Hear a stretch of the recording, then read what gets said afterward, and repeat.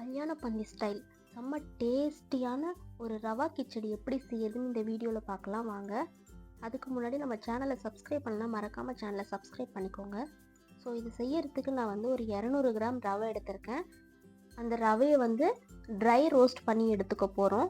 கொஞ்சம் பொன்னிறமாக செவக்கிற மாதிரி ஒரு 5 மினிட்ஸ் வந்து சிம்மில் வச்சு இதை வறுத்துக்கிறோம். ஸோ அப்படி வறுக்கும்போது நமக்கு டேஸ்ட் நல்லா வரும். ஸோ அதனால் நம்ம வறுத்துக்கிறோம். கேசரி செய்யும்போது கூட இப்படி தான் நம்ம வறுத்து எடுத்துப்போம்.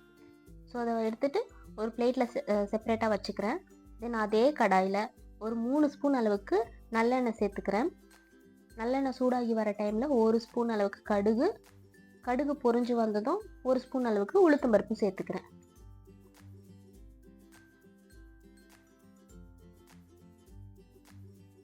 உளுத்தம்பருப்பு நல்லா பொன்னிறமாக வர டைமில் ஒரு 2 பட்டை இதை சேர்த்துக்கிறேன்.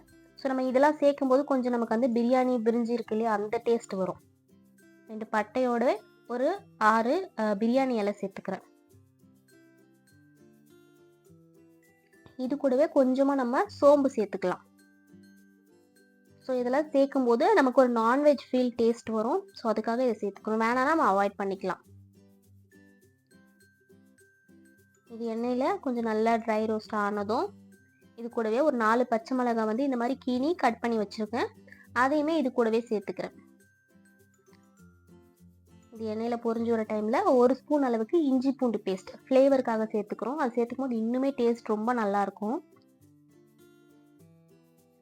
இஞ்சி பூண்டு பேஸ்ட் பச்சை ஸ்மெல் போனதும் இதை வந்து நம்ம வெங்காயம் சேர்க்க போகிறோம் இதில். ஸோ அது வரைக்கும் எண்ணெயில் அடி பிடிக்காமல் வதக்கணும்.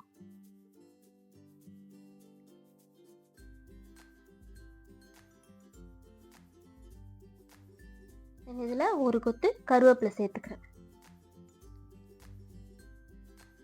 இதில் வந்து நம்ம ஒரு 200 கிராம் வெங்காயம் சேர்த்துருக்கோம். அதாவது ஒரு 4 பெரிய வெங்காயம்னு எடுத்துக்கலாம். அது சேர்த்துக்கிறோம். ஸோ வெங்காயம் சேர்க்கும் போது டேஸ்ட் வந்து இனிமேல் ஜாஸ்தியாக இருக்கும். ஸோ அதனால் வெங்காயம் நல்லாவே நம்ம நிறைய சேர்த்துக்கலாம். வெங்காயம் வந்து நல்லா கண்ணாடி பதம் வர அளவுக்கு வதக்கணும். ஸோ நீங்கள் நம்ம சேனலுக்கு புதுசுனா மறக்காமல் சேனலை சப்ஸ்கிரைப் பண்ணிக்கோங்க. அதில் பெல் பட்டன் ப்ரெஸ் பண்ணிங்கன்னா தான் குக்கிங் ரிலேட்டட் வீடியோஸ் எல்லாமே உங்களுக்கு டெய்லி நோட்டிஃபிகேஷன் வரும்.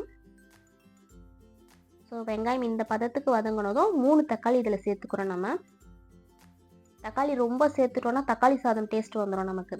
ஸோ தக்காளி வந்து கொஞ்சம் மீடியமாக 3 தக்காளியோட நிறுத்திக்கிறோம். தக்காளி நல்லா மைய வதங்கி வரணும்.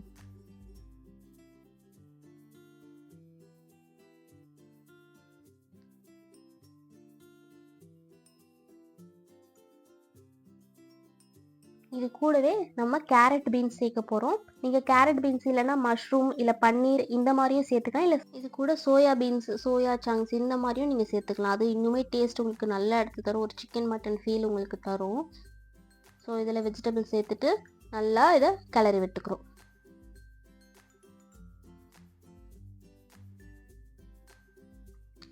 ஸோ இதில் வந்து நீங்கள் காலிஃப்ளவர் இருக்கு இல்லையா, காலிஃப்ளவர் கூட ஆட் பண்ணலாம். அது ஒரு டிஃப்ரெண்ட் டேஸ்ட் தரும் உங்களுக்கு. ஸோ உங்களோட டேஸ்ட்டுக்கு ஏற்ற மாதிரி வெஜிடபிள்ஸ் நீங்கள் ஆட் பண்ணிக்கலாம். இது ஒரு 70% குக் ஆனதும் இதில் வந்து நான் ஒரு 3/4 ஸ்பூன் அளவுக்கு மிளகாத்தூள் சேர்க்குறேன். ஸோ நம்ம காரத்துக்கு ஏற்ற போல் மிளகாத்தூள் சேர்த்துக்கலாம். நம்ம ஆல்ரெடி பச்சை மிளகாவும் இதில் சேர்த்துருக்கோம் இல்லையா, ஸோ அதனால் மிளகாத்தூள் இதில் கம்மியாக தான் சேர்த்துருக்கோம். மிளகாத்தூள் ஃபுல்லாக வர மாதிரி இதை கலந்து விட்டுக்கிறோம். தென் இது கூடவே கொஞ்சமாக கொத்தமல்லி சேர்த்துக்கிறோம். கொத்தமல்லி வந்து நம்ம இப்போவும் சேர்த்துக்கலாம், இல்லை தண்ணி சேர்க்கும் போது அது கொதிச்சு வரும் இல்லையா, அந்த டைம்லையும் சேர்த்துக்கலாம். நாம் இப்போவே சேர்த்துக்கிறோம் இதில். தென் தேவையான அளவு கல் உப்பு சேர்த்துக்கிறோம். கல் உப்பு நல்லா இதில் கரைஞ்சி வர அளவுக்கு கிளறி விட்டுட்டே இருக்கணும்.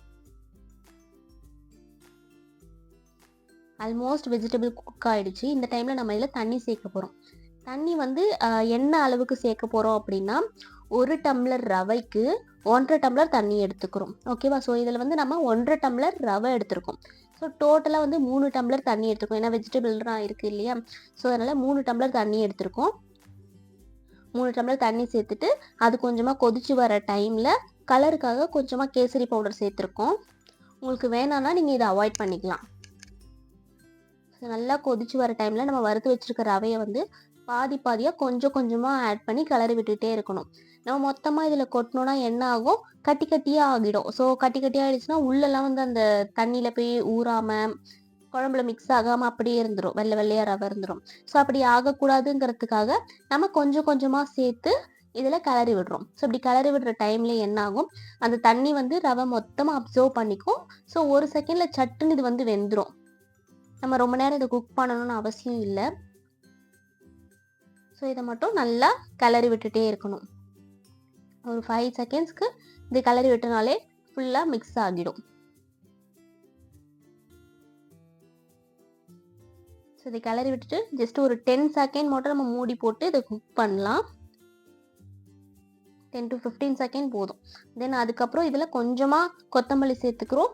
டேஸ்ட்டுக்காக 1 ஸ்பூன் அளவுக்கு மட்டும் நெய் சேர்த்துக்கிறோம். ஸோ உங்களுக்கு வேணும்னா நீங்கள் இதை ஆட் பண்ணிக்கலாம். இந்த டிஷ் சாப்பிட்டு பார்த்து ரொம்பவே நல்லா இருந்துச்சு, எனக்கு ரொம்ப பிடிச்சிருந்தது. நீங்களும் கண்டிப்பாக ட்ரை பண்ணி பாருங்கள். ஸோ இந்த மாதிரி நிறைய குக்கிங் ரிலேட்டட் வீடியோஸ் உங்களுக்கு வேணும்னா நம்ம சேனலை சப்ஸ்கிரைப் பண்ணிக்கோங்க. மறக்காமல் அந்த பெல் பட்டனை கிளிக் பண்ணிக்கோங்க. அப்போ தான் டெய்லி நோட்டிஃபிகேஷனும் உங்களுக்கு காட்டும். இது இல்லாமல் நம்ம சேனலில் நிறைய குக்கிங் வீடியோஸ் இருக்குது, அதையும் போய் பாருங்கள். தேங்க்யூ ஃபார் வாட்சிங்.